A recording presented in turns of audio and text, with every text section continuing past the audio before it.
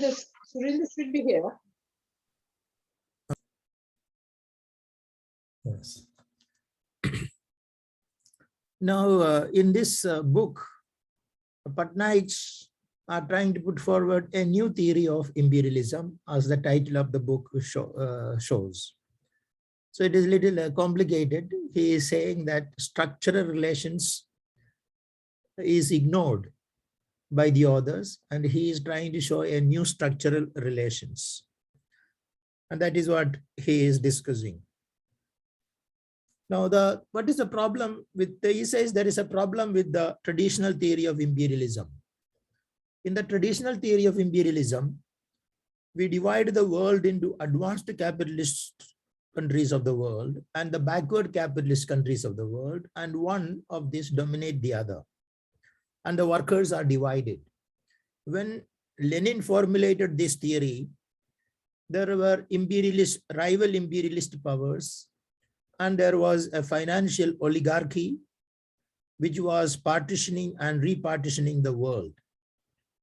There was a close link between industry, banks, and the state, and there was a glorification of the national idea.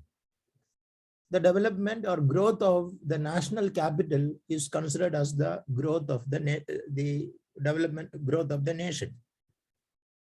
But since then, there have been further centralization of capital, and international finance capital has globalized. Now, the imperialist countries do not want to partition the world. They want to mute the inter-imperialist rivalry, and they want to remove all barriers. However, nation state is still existing. National finance capital is a component of the global capital, and they treat all nations equally, all countries equally. So imperialism, that word imperialism, is not considered a good concept,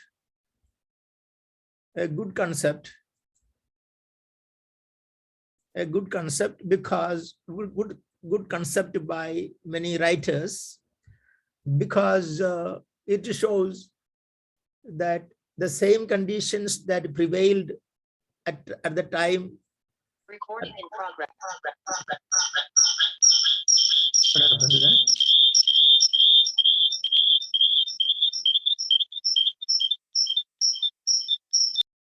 Sorry for that.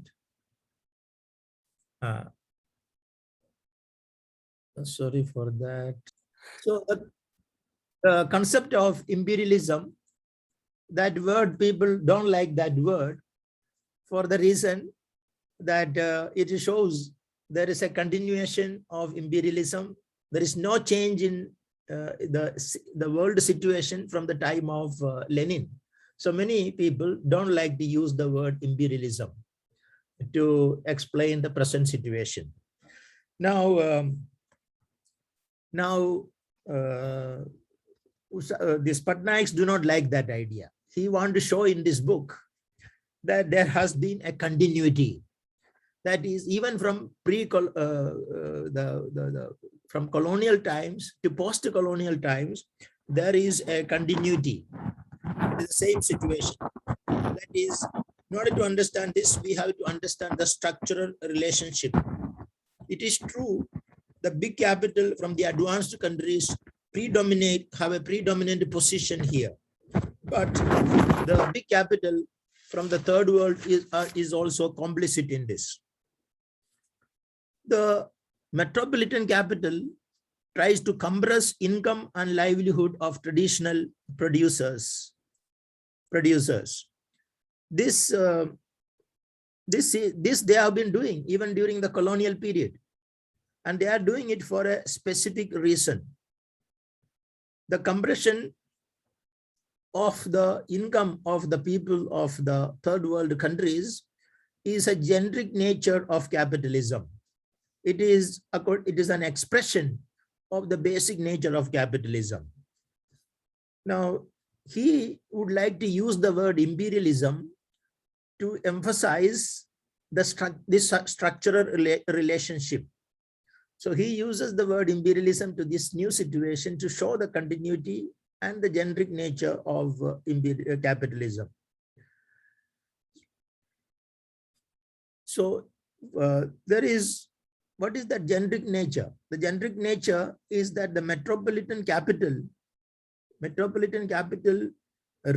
need to impose an income deflation of the developing countries. So he discusses this at the theoretical level and at the empirical data, with the help of empirical data. First few chapters is the theoretical discussion. So I read only the 3 chapters. It would have been nice if I read the whole thing. So and of that I am only presenting most part of the second chapter. I am exhausted by the time I finished. So I hope I have summarized it correctly. If you have read it, you are only going to read, we can continue the discussion. I am not sure that I have understood everything well. The core capitalist countries, that is the metropolis, require some goods that has got 2 important characteristics. And one is that commodities produced by producers, petty producers in the peripheries, some of these goods cannot be produced in the metropolis at all. Some of them can be produced, but they cannot produce them sufficiently for geographic reasons. Second, these goods have increasing phenomenon of increasing supply price. That is, if you can increase their supply only with increasing price. Now the question is, why should the supply price increase? Let us imagine a situation. Output, let us say, in an activity, output is not increasing, it is constant. And if you carry on that activity for some period of time, then what would happen is workers will learn by doing.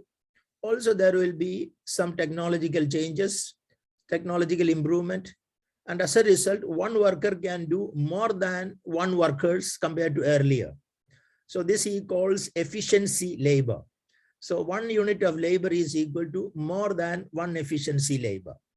So let us say that efficiency of the worker has increased and 1 natural labor is equal to 2 efficiency units of labor. The concept is very similar to the labor, skilled, ordinary labor and skilled labor. The concept is the same. A skilled labor is natural labor, ordinary labor, let's say a skilled labor is multiple of ordinary labor. The concept is very similar, but in a reverse way.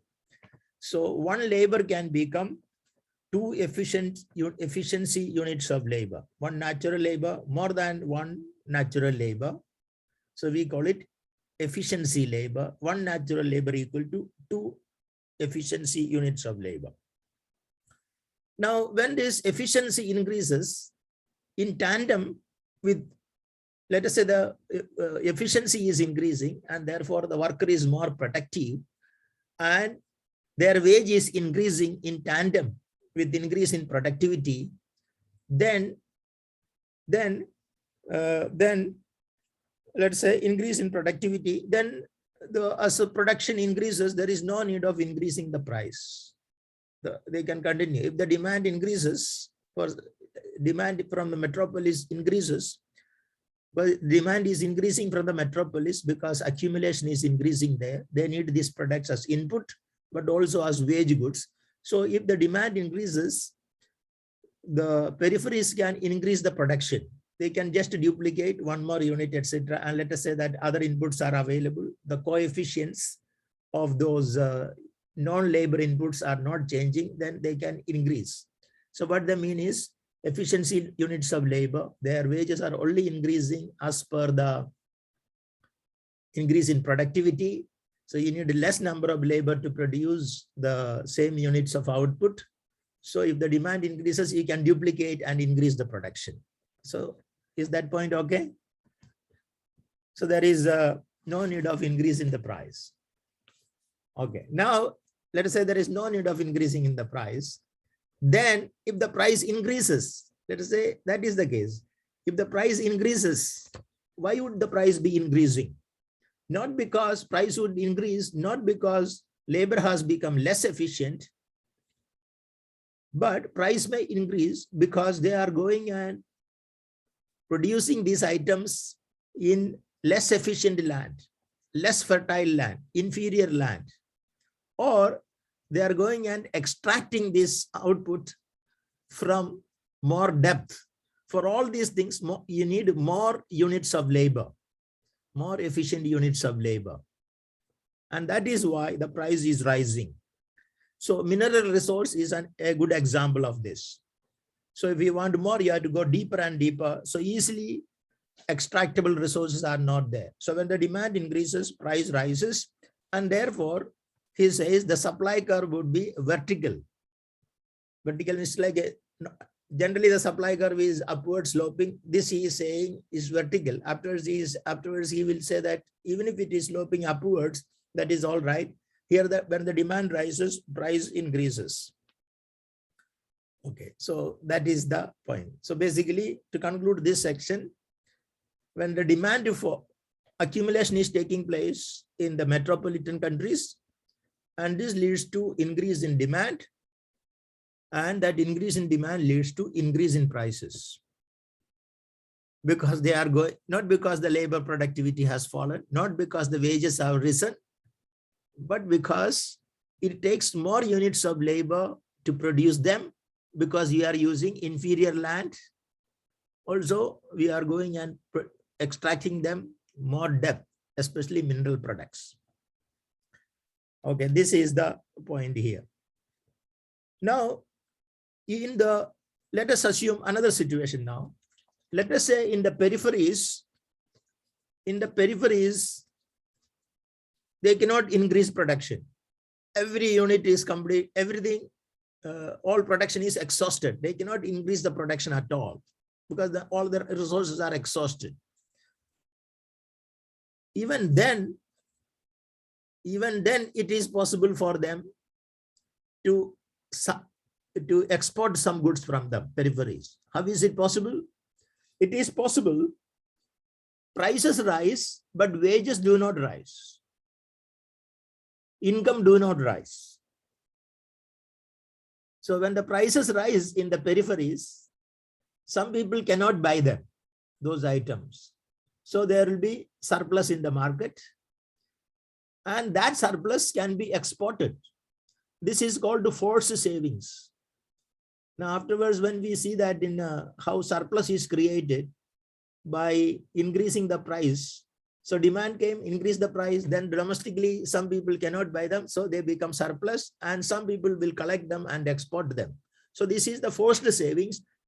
Who gets that money? When you export, some people will get some money. The exporters get some money.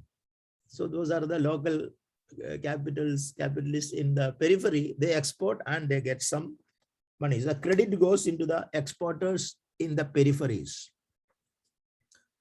So is there any doubt on that? Is that okay? That technical? Okay. Now next, when the whole picture comes, it should be all right. And then afterwards, when you read it. In the metropolis, there is a rise in the price. Now we are going to the metropolis. There is a price rises, but wage income do not rise there. Then they are forced to consume less. So the price rises there, and in the wages do not rise there, rise in the metropolitan countries. Then again, there is a compression of consumption in the metropolis also. So what he says is that this type of inflation, if their demand for increase in wages in the metropolis is fulfilled, inflation becomes more acute. Balance is restored when excess demand falls to zero. This happens in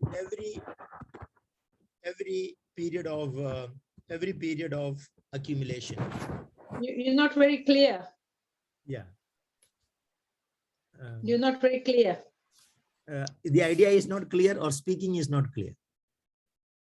Okay, let me bring it this close. So what he says is this. Now you have to connect it with something else. Because of accumulation, because because metropolitan countries require some goods which is available only in the peripheries, and accumulation proceeds in the metropolis. They demand these goods, their prices rise. Okay. And their prices rise basically because they have to expend more units of labor to produce them. That much is enough. Now there is a connection between this price and the value of money. Value of money. And that is the connection he is making. So value of money. Now what is the value of money? I will come to that. In the circuit of capital, remember the Marx's circuit of capital, commodity, the producer, once he undertaken the production, he has a commodity with him. Then he converts through sales, he converts that commodity into money and then uses that money to buy commodities again, raw materials, etc. And then the finished product. So that is the circuit. So from the sales, he gets some money, and then it is assumed that immediately that money is converted into commodities. But the point here is that he is making is that it is not immediately converted. Some time is there.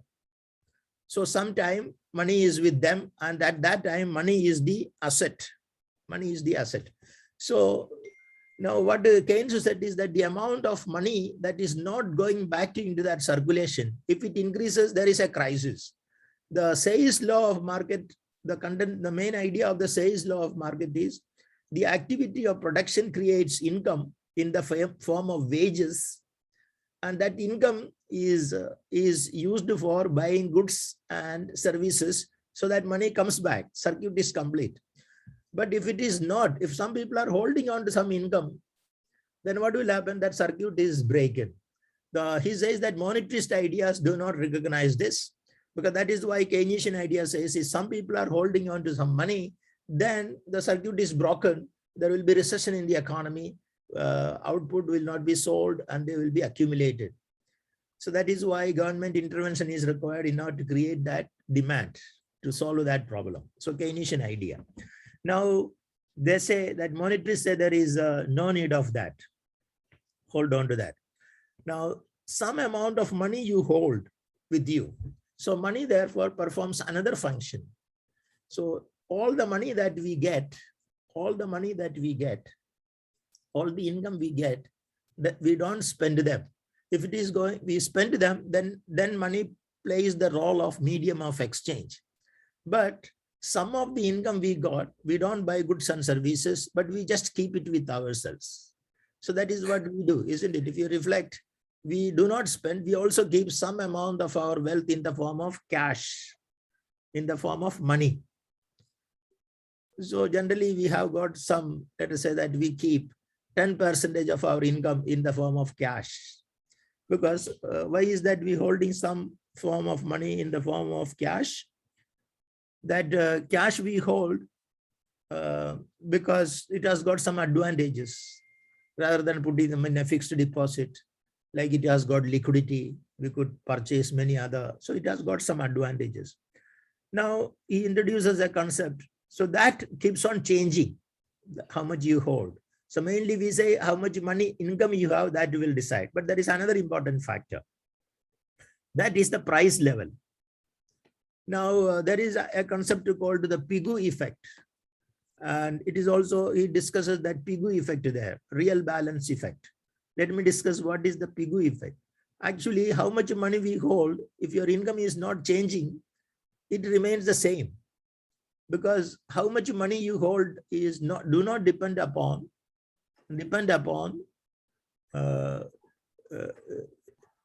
you are not particularly concerned about how much pound you hold, but you are concerned about the real value. With 1 pound, how much you can hold. For example, if the one loaf costs 1 pound and you are generally holding 10 pounds in your pocket to undertake purchases, if the price of a loaf of bread doubles, then you'll have to hold more because the real money has fallen. So real money balances has fallen. So he has introduced this concept money and the real money balance. It's a very useful concept to understand this. Now, Patnaik says, this is, again, this does not solve this problem. What he says that when the prices rise, when the price start rising, the value of money fall. So value of money, we said, is 1 pound. If 1 pound is, if a price of a loaf of bread is 1 pound, then value of 1 pound is 1 loaf of bread. Now, if the price of a loaf of bread becomes 2 pounds, then value of money becomes half. So when the prices rise, value of money becomes less. This is the idea that he is discussing. When prices rise, value of money start rising. Now, when the prices start rising, we make many decisions about how much money to hold, etc. We make some decisions. And that decision based on not about current, what is the inflation now? It is about what is the inflation next year. We make decisions about holding the money based on expected inflation. If inflation is 3% today, we expect inflation to be 3% next year also. So that is how we decide. We decide. However, so if 3% inflation is there this year, and we said we make some decisions based on our expectations of inflation, so we also expect 3% next year. This is what he says. Then he gives another aspect. Another says, but it is not always true. It is not always true. When it is not true, if prices are rising, but wages are not rising, our wages are not rising, then we think the prices will come down in the near future. So we will not change our decision. So we think it will come back. So if the prices are rising, wages are not rising, our expectation of inflation in the next year, next period, it will be either 0 or negative. 0 or negative. Now, when there is a value of money, so we said that we hold some amount of our income in the form of cash. I mean, these are the people who have got some wealth. So the wealth holders, so there is a category of people called wealth holders. So wealth holders keep part of their income. Let us say, for example, let us assume they keep them in different commodities, different assets, their wealth. They keep 10% or 20% of their wealth in cash, in money. So if the value of money is falling because the prices are rising, they will not hold. What will they do? They will shift it to some other commodities. Is that okay? Yes. That is not a very complicated point. So now the question he asks is, will any inflation lead people to shift money to other assets, other commodities? Any inflation?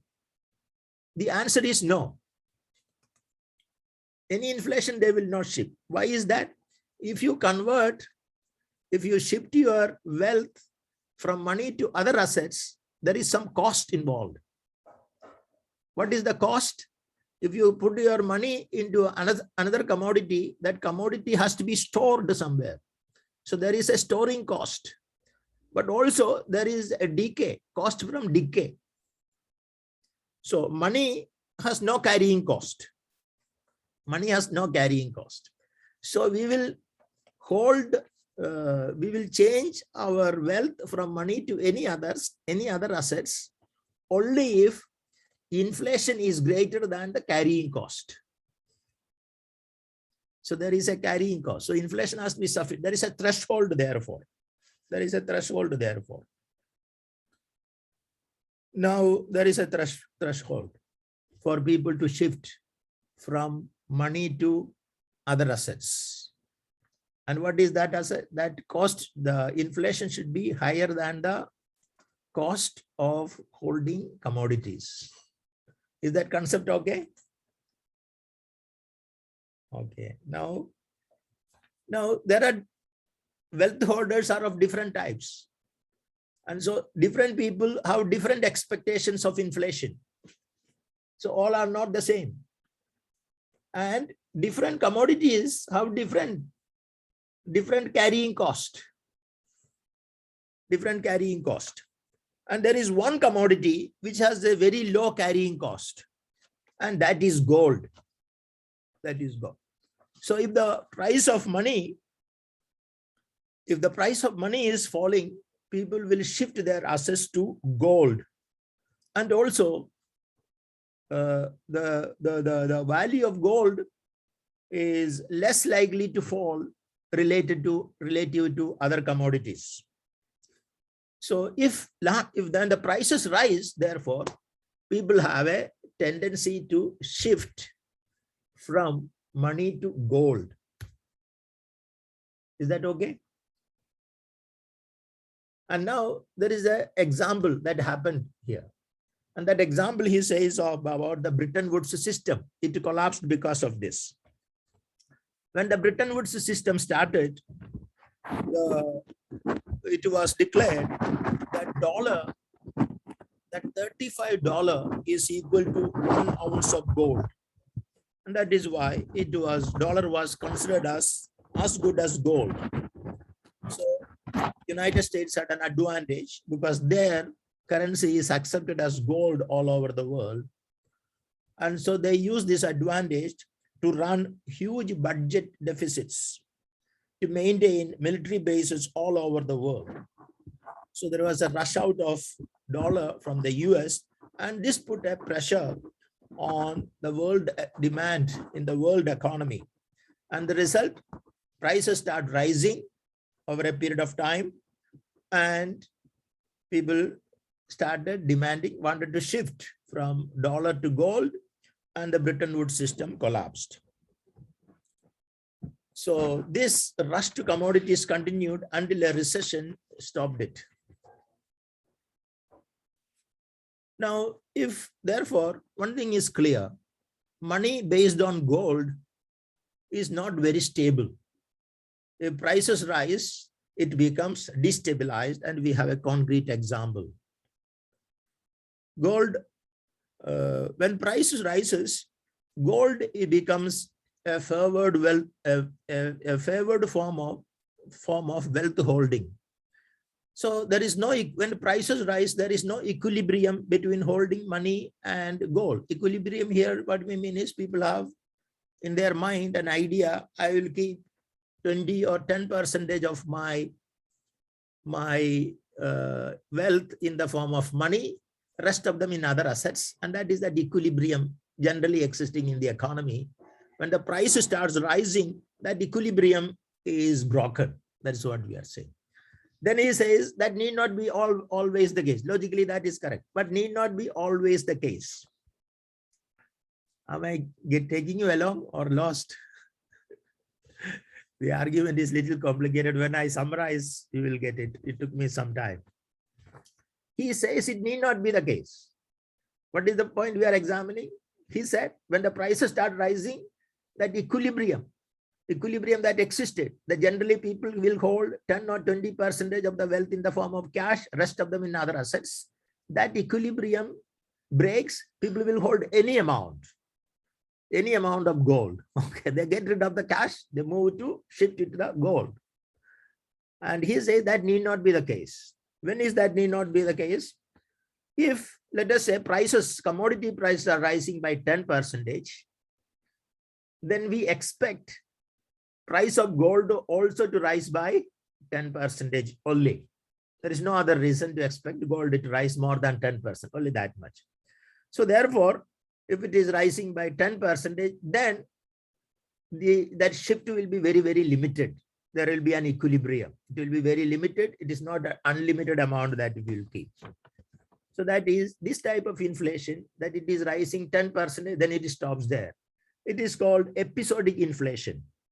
But persistent inflation is year after year, there is a continuous inflation. When there is a continuous inflation, prices are rising, it is not falling at all, that is the persistent inflation, then there is no equilibrium. So he makes a difference between episodic inflation, one event of inflation, then there is no inflation, maybe price will come down. Then after some period, another inflation, that is different from a persistent inflation. So what do we say is that persistent inflation, if there is persistent inflation, money at the metropolis gets destabilized. If there is a wage index, that is wages are indexed to inflation, the situation can happen very fast. So now we say that, so this price rise, this is the connection he makes. The price rise destabilizes currency in the metropolitan currency because people will shift to gold and it destabilizes. This is that difference, that percentage of cash we hold, that becomes less because we are rushing away from currency to gold. We are dumping the currency and going into the gold. This happens. So the price rises in the metropolis, the currency there is destabilized. That is the point he explains. Now, another question he asks, there is no rise in the price in the metropolis, but the price is rising in the peripheries. Can it be a threat to the currency of the metropolis? And the answer he gives is yes. So that I'm going to explain that. The price is rising in the peripheries. No price is not rising in the metropolis. There is no effort to shift from money to gold in the metropolis. But there is such a change in the periphery. If there is inflation in the periphery or in the tropical regions, there will be shift to gold, or they will shift their currency to metropolitan currencies. And if the metropolitan currency prices are rising, then they will go to gold again. So if the peripheries start shifting currency to gold, then the gold price will rise. International price of the gold will rise. And when the gold rises, the metropolitan currencies are destabilized. So even the price rise there also stabilizes the metropolitan currency. So the main point he says here from this is, it is the inflation is not the point. The point here is, inflation takes place any place, and that leads to a change in the preferences of the people for assets, that to keep their wealth in gold or in money, that preferences change, and that affects, destabilizes the metropolitan currency also. So that is another relation, he says. Now, one argument against the concept of imperialism to explain the current situation is that the developed countries, advanced countries, use only very little inputs from the peripheries now. So therefore, that concept is, there is no imperialism. But Harry Magdoff has argued, even if it is a small input, but they are very essential input. So advanced countries cannot carry on without these inputs. Now, what Patnaik's argument about imperialism is adding one more point. The structural relationship that is existing between the inflation and the value of money, that is what can explain the present relation. So he is explaining, he is advancing a new theory. He is advancing a new relationship. And with this currency changes, the price change, that affecting destabilization, asset preferences affecting, etc. So what I discussed so far, let me summarize once more. Let me summarize. Excess demand occurs because of accumulation in the metropolis. If this excess demand is not eliminated, if this excess demand is not eliminated, then it will destabilize the price. But they can eliminate this excess demand. How can they eliminate this excess demand? They can eliminate this excess demand through compression of income. So compression of income in the peripheries and also in the metropolis. If they are not successful, value of money in the metropolis is undermined. Now, this argument in the last part of this chapter, he says, this argument doesn't seem very good because we know that prices have been rising for many years, but currencies have not collapsed. So this argument doesn't seem to be so good. So he gives an answer to this. So the answer is that we need to look at specifically at he looks at the specificity of the inflation during the 20th century. Now, during the 20th century, inflation has been episodic. So if it is inflation is episodic, we saw there is no need of, people will not shift to gold because there is a risk. What is the risk? Price of the gold will come down. If you take the example of 20th century, major inflations took place. They were associated with the two world wars, World War I and World War II. These were episodic. So they would come down. So there is a risk. In episodic inflation, there is a risk of holding gold. So they will, it does not happen. But the other type of inflation, that is supply, and this inflation, that World War I and II inflation, they were caused by excess demand during the World War. So they are demand-caused inflation. But this inflation that we discussed earlier, that is caused by supply price induced inflation. Because of production is shifted to inferior land and we had to go deeper extraction, etc. So that type of inflation, there is no risk because it is continuous. It is showing a steady upward trend. So that type of inflation can make the people to shift from money to gold, and that will undermine, as happened in the case of the Bretton Woods system and the collapse of the dollar. So that is what. So now he says that now we started with the assumption that supply curve is vertical. In the textbook, supply curve is not vertical. Supply curve is upward sloping. That supply curve is vertical means you cannot increase the supply at all. But here supply can be increased, but at increasing cost, our logic is correct. What we have discussed is correct. That's what he said.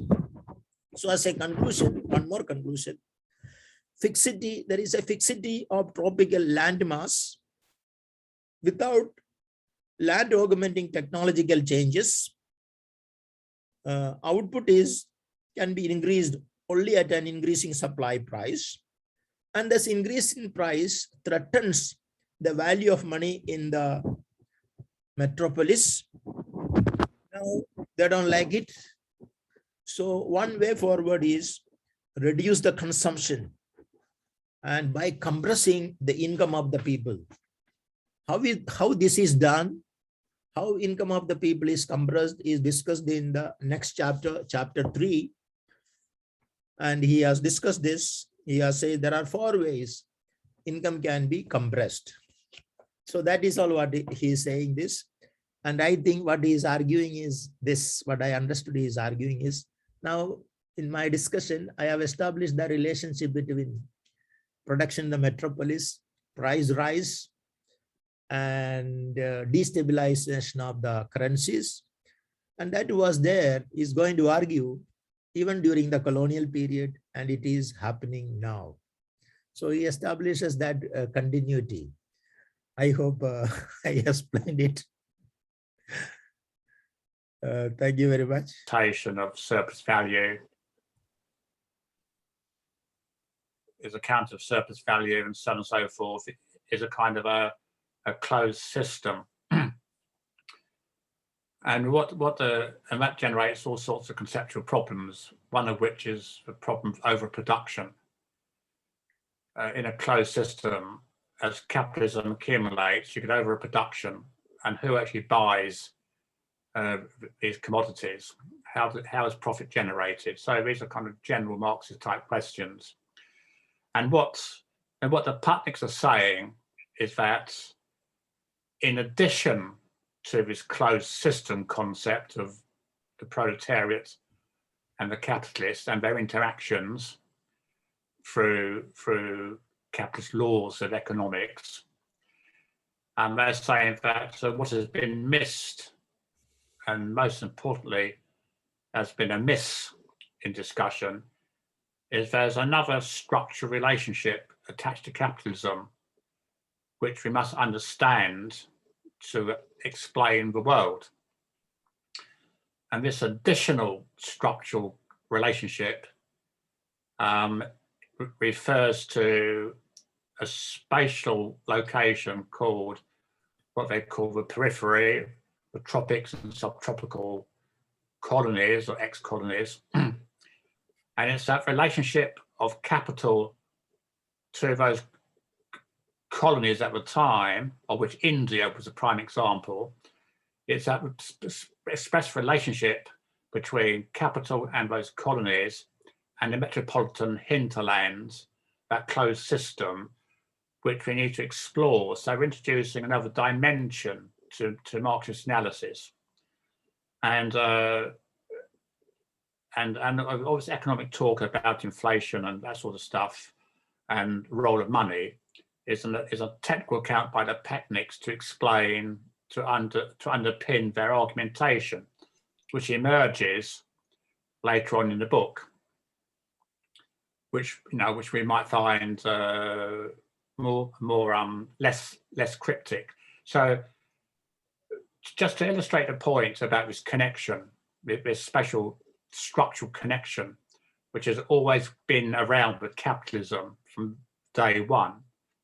So in other words, imperialism is not a late innovation which Lenin discovered in 1920. Imperialism was from the very outset at the birth of capitalism, so they argue, and they give their reasons. So let me illustrate this point more graphically. So I happen to have here, I don't know if you can see it, people may recognize, I wear this around my head when I go cycling. And it's a handkerchief made of cotton, and it's called a paisley pattern. Do people recognize that pattern? Paisley pattern, okay? It's interesting because it's not actually, so why is it called paisley? Well, it refers to the factory where it's produced in England in the 19th century, named after the location. Textile industry in Britain. Now, in fact, the pattern itself is a copy. It's a copy from India. In fact, these are mangoes. Pattern is mangoes. Okay. What's the connection? Well, as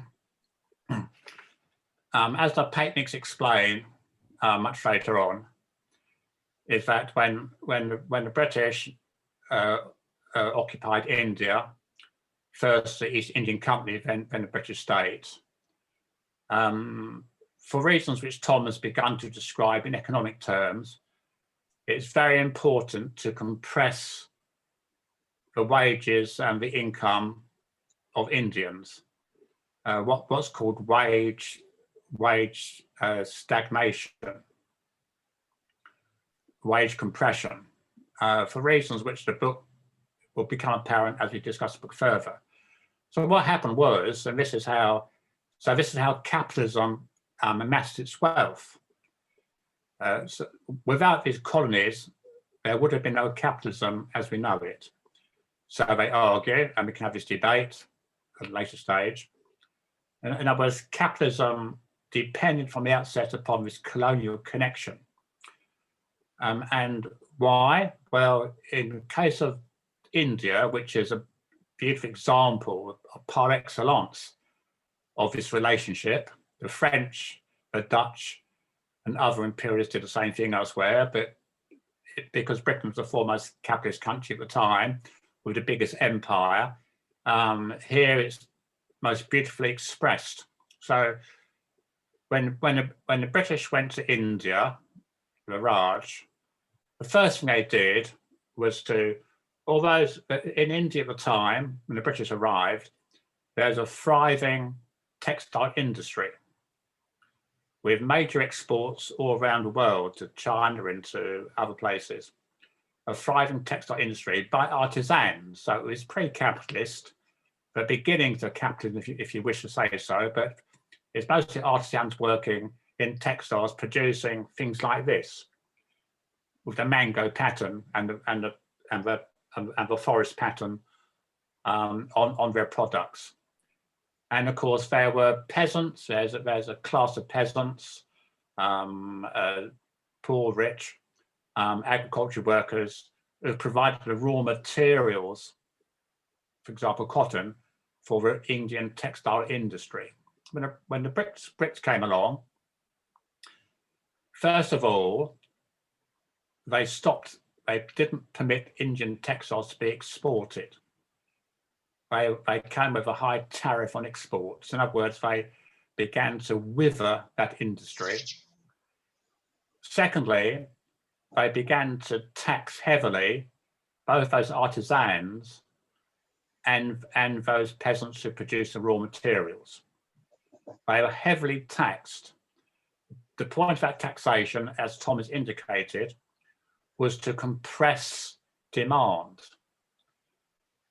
That liberated those products to be sent overseas. Now, how did this happen? Through taxation, the peasants and artisans were, in a sense, had their incomes compressed to poverty levels. So this is a so-called immiserization process. In the extreme version, of course, it led to the Bengal famine of 1943, which was an engineered famine, almost done on purpose, where over 1 million people died of hunger. Even when India was exporting cereals to Europe,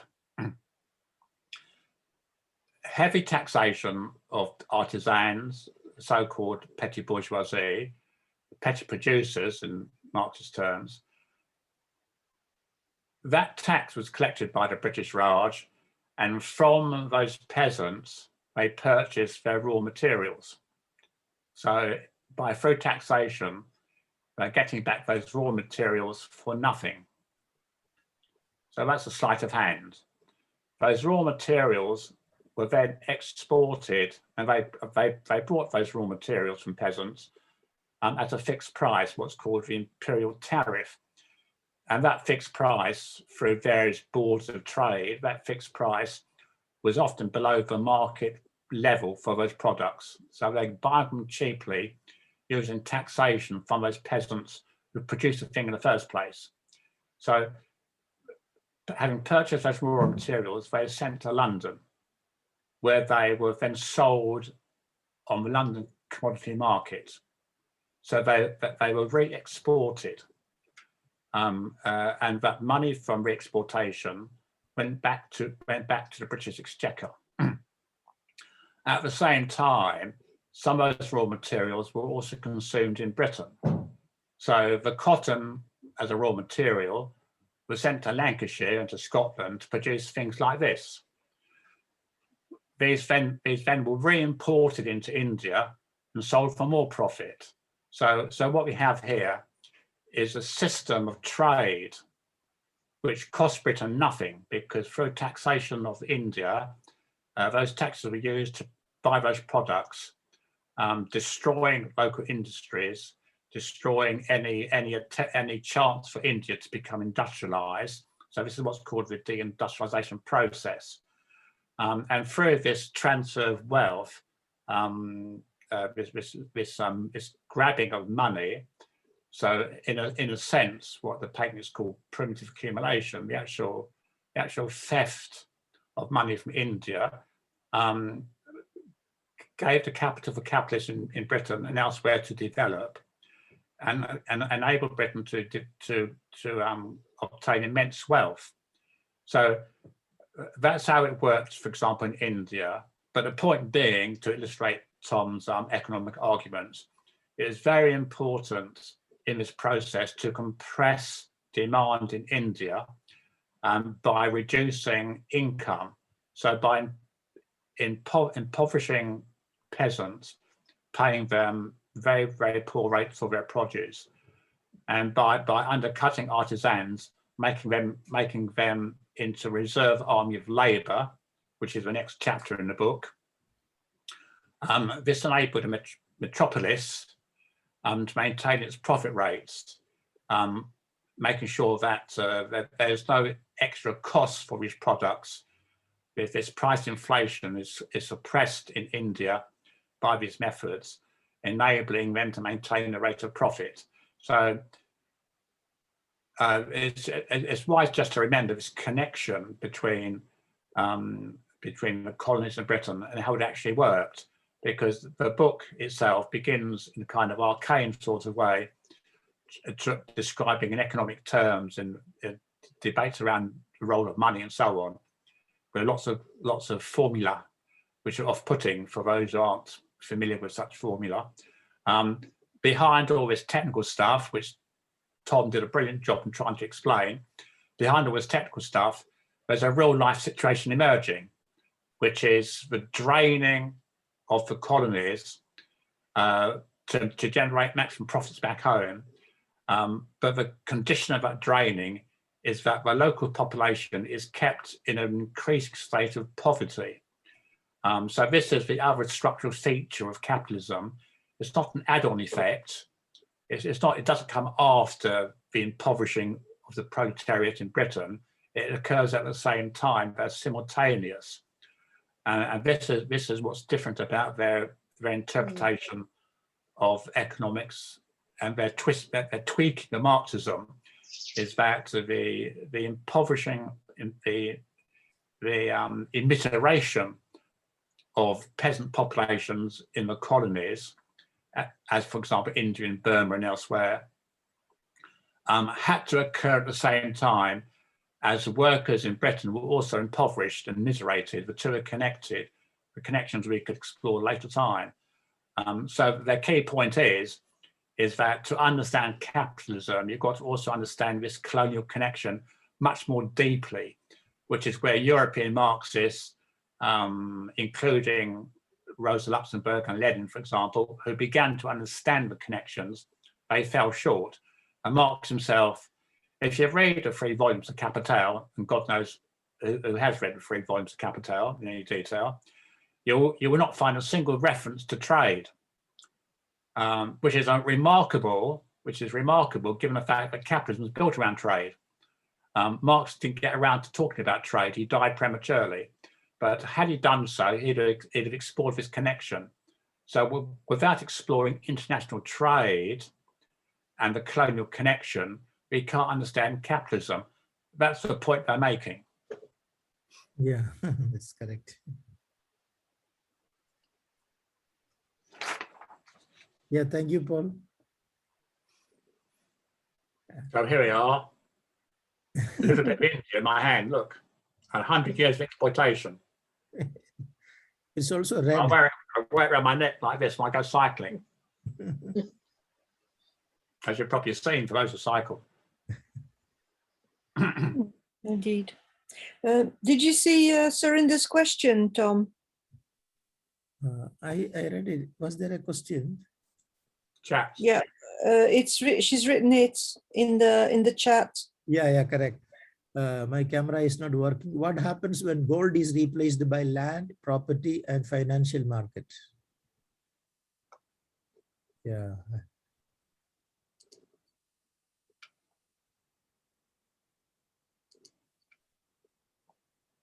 Yeah, I don't think he has discussed it. I can think about it.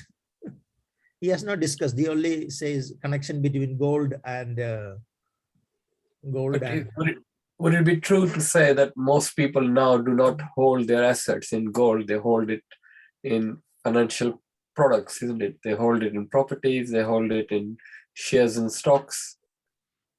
yeah. So anybody who's holding money or gold would be doing it so that he can quickly realize the assets. It's, Yeah. so, I mean, for example, a capitalist enterprise would hold working capital, which is what they would need from a day-to-day basis. They can't be running to the market to raise that every day. They need it. So very little assets are actually held in money form. I thought the main point that the book was trying to make is that imperialism was the mechanism, and well, including the colonial part of it, of actually transferring the surplus that was created in the periphery to the metropolis. And the way to do that would be to deflate the earnings in the metropolis, and that included the surplus value as well as the wages or whatever was paid to the peasants. And I think if you look at the history of India, for example, I mean, the first famine was not in 1943, it was in 1750s, in the 18th century. And that was as a direct consequence of the surplus value that was extracted out of India. Because you see, the Mughal was also an empire. The Mughal Empire existed, but any surplus that the Mughal Empire created, or that was created under that regime, was actually used within India. So it was actually adding to the assets of India. It was improving things in India, and therefore, the economy and India was developing. What happened with Britain, there was a big change, and that big change was that the surplus itself, at least, was not left in India. It was taken away. And in fact, a lot more than the surplus was taken away. And that was one of the reasons why the Indians were actually forced to grow products, what they called products for the export market. And that's where the whole thing came in about Indian farmers being forced to grow opium so that can be sold in China. All right. And therefore, the people in India would not be able to buy it. And people in India were left with less food because they were not actually growing food on those places where they were growing opium. And not only that, the surplus that the Mughal emperors, for example, who were before the British, they would use that to establish canals, to establish irrigation and everything else.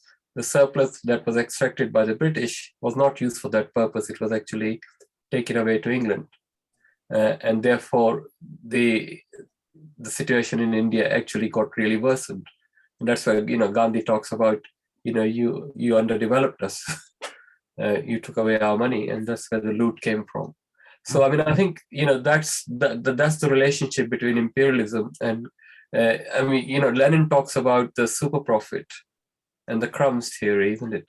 And that's where, reading Patnaik, I think that, to me, explains what Lenin was talking about in terms of super profit. So the way the super profits were generated was that the income in the third world countries or in the colonies was actually being depressed. And then it was realized when it was brought here. So the producers in India were not paid the price that the commodities required, were paid much less. But when it came to England, it was available to England to some extent at a cheaper price because of that. And also some of the surpluses were generated here and then actually used here into building what England is today. So, I mean, I think when we say, capitalism is in its current form, which is imperialist and also, very one-sided in terms of development in the Western world, we would not know of without imperialism and colonialism. And I think he also talks about this whole process of where it changed after the ending of colonialism and replacing that with other regimes that came in. They are also doing the same thing, but not through different mechanisms, through the world, the IMF or the World Bank and everything else. They are again trying to reduce consumption in the third world countries. So, when they try and force the governments to actually go for free market and not to provide welfare services or health services and everything else, that is actually reducing the consumption in those parts of the world. Yeah. Okay, It's Kalpana. interesting. You mentioned histories of famines, of course. So many took place in India, of which the Bengal famine is the most famous. But of course, another big famine much closer to home in England, of course, was in Ireland. So Ireland was the first colony to be brutally exploited by the English in this case. And just as with the Bengali famine of 1943, which was induced by the colonial arrangements, as over 1 million Irish peasants who had been dispossessed of their rights to common land, as they starved to death. I mean, wheat and cattle had been exported from Ireland for profit, as happened, of course, in the case of the Bengal famine. So one of the features of this arrangement, which the Patnaiks are describing, so apart from the chronic poverty it's designed to induce, by definition, the grind of poverty it induces to maintain the profits, maintain the rate of profit in the metropolitan areas.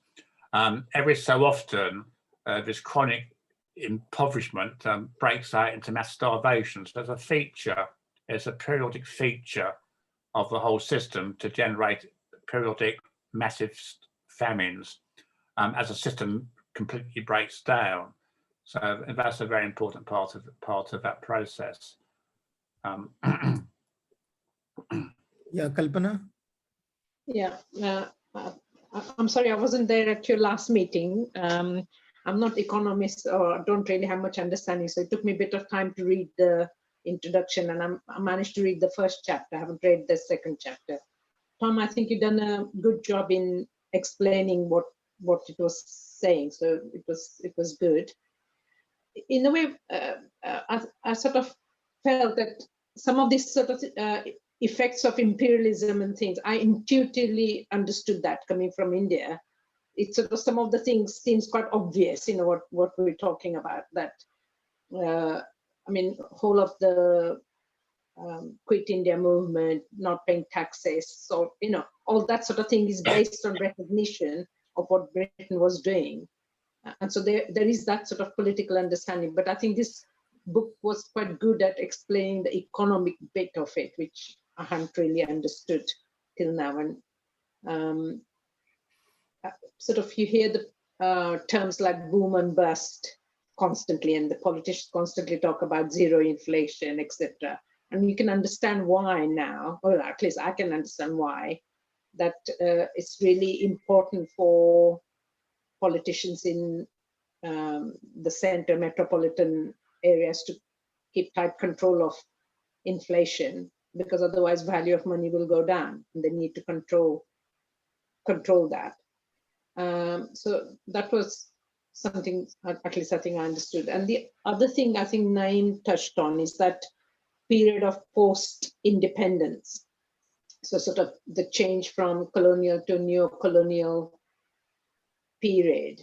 I think a lot of the newly independent countries did try to break from that structural integration into the imperialist system. I mean, in India, they had the 5-year economic plans, etc., with a lot more state control. But over the last 20 years, it's all gone back again.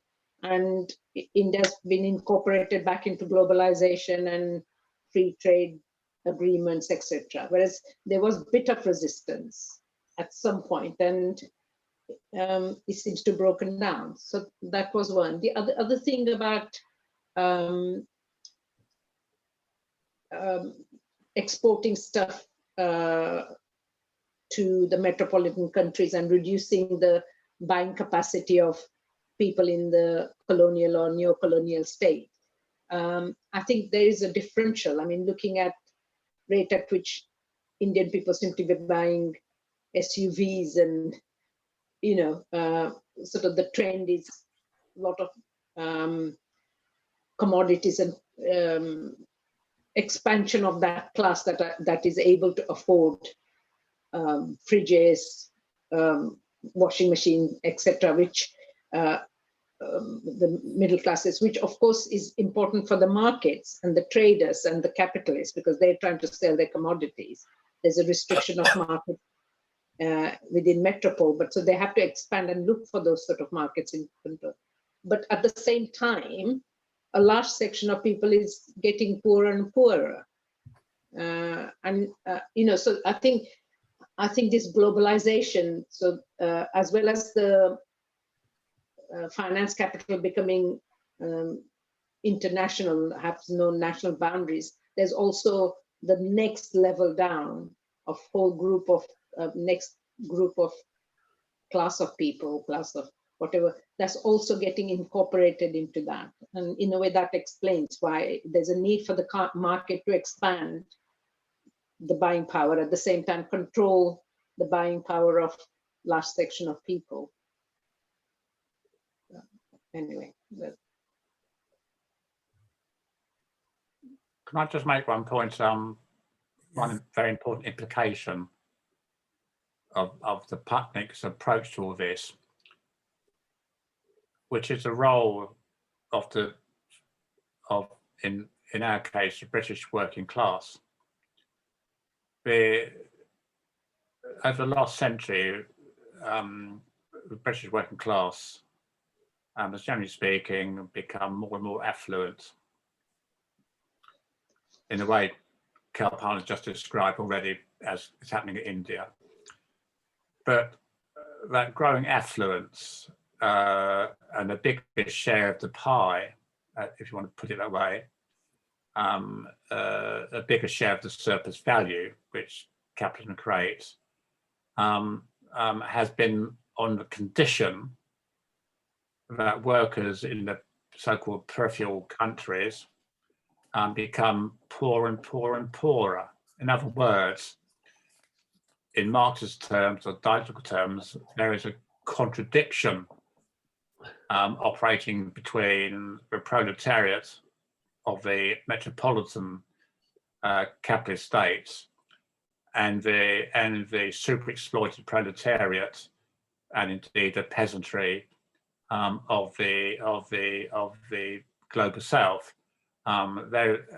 If you look at, for example, at the history of the Labour Party, in any detail, you'd be horrified to see how the Labour Party historically has always supported imperialism. Yeah. It's done so knowing very well that the condition for improving the lot of the working class in Britain has relied upon imperial plunder. Even national health, and money for national health, and money for the nationalisation of the railways, the utilities, the whole Labour programme of social reform was paid for out of imperial plunder. And if you look at the record of the Labour Party, from its inception, it's always been pro-imperialist. It's couched in socialist terms, but it's always recognised that the intellectuals of the Labour Party have always recognised that the improvement of working class, which has been affected, has been on the backs of the poor of the rest of the world. So this creates an interesting dynamic about what they mean by the proletariat, and can they work together across the world? Well, of course they can't, because their interests are diametrically opposed. Our welfare states, the fact we're sitting having a Zoom conference at our leisure is an outcome of that relationship. It's that we are all beneficiaries of that relationship. And that's one of the points of Patnaik's arguments, is that their arguments relocate the class struggle, not from its closed system of proletariat in Europe and capitalist Europe. It relates to struggles now being relocated or recentered to the global south. So it's a very important theoretical rereading of Marxism. Is that the class struggle in any revolutionary sense, not the trade union sense, which is about getting more wages. As you raise wages in Britain, it's at the expense of the poor elsewhere in the world. This connection, and this connection is explained by the Patnaiks.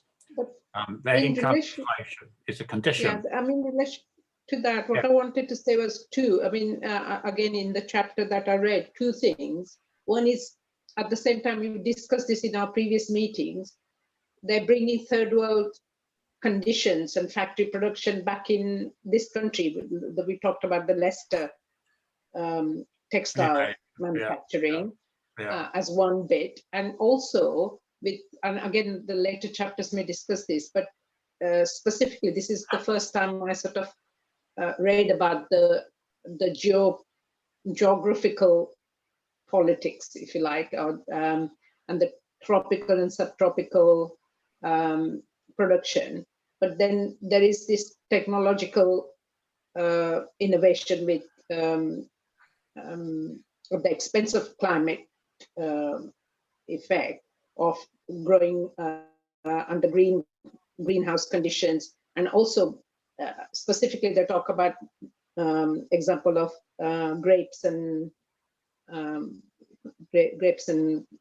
wine of Portugal versus textile, etc. But now that there's more and more farmers growing grapes here and manufacturing wine, so it's not it's a dynamic system, especially because of current climate changes and things. It's not just simple, although we're looking at a particular thing. But that's the other thing I wanted to sort of raise. But I mean, to be fair to the Marxists who have gone before us, I mean, I think Lenin was the one to point out that the move from the metropolitan to this periphery where the struggle is really taking place. And he talked about, weakest link in the chain. And he saw that as the colonized, and in fact, he was right. That's where the revolution. That's where the revolution was taking place. And that again, I mean, the relationship between the proletariat and the bourgeoisie fighting each other is not a static thing. It's dynamic, and it relies. People can change things, and people can change their minds, and their ideas can influence the situation and change that as well. So if revolutions starting to happen in third world countries, there can possibly be support generated here, because it will actually bring about difficulties here as well. So when China was taken out of the imperial mode, I think that had a big impact on international imperialism. And I mean, again, I think it's same things would happen again if that happens. I think again that you're right. I think the chapter does talk about alternative modes, and in a way, China's stand against World Trade Organization, etc.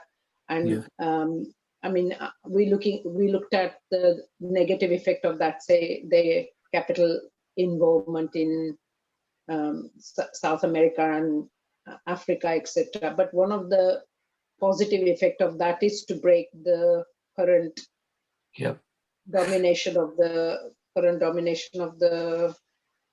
dollar, and that.